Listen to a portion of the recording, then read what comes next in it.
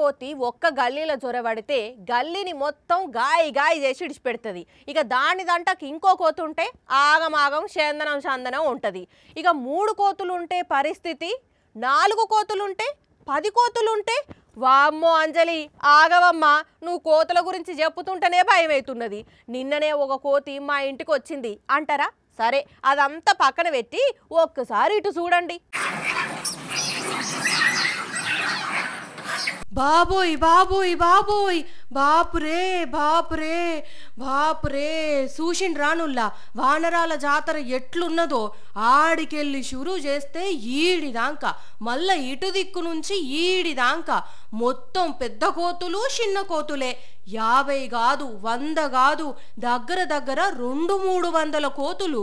మరి ఏడికెళ్ళి దండయాత్ర షురు చేసి ఇటు వచ్చినాయో గాని ఈ కోతుల గుంపును చూసిన జనాలు తలుపులు పెట్టుకొని కిటికీలకెళ్ళి వీటిని చూసిండ్రు. ఆగ చూడండి.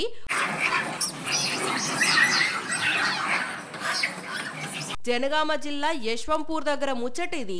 అట్లని ఇవాళ ఒక్కనాడే కాదు లో చాలా రోజుల నుంచి ఇదే కథనట. ఊరు మీదకి వస్తే చెట్లను ఉంచడం లేదట, పొలాల దగ్గరికి పోతే పంటలను ఉంచుతలేవట. ఇక ఎట్లయినా ఆఫీసర్లే మమ్ముల కాపాడాలని జనాలు వేడుకుంటున్నారు.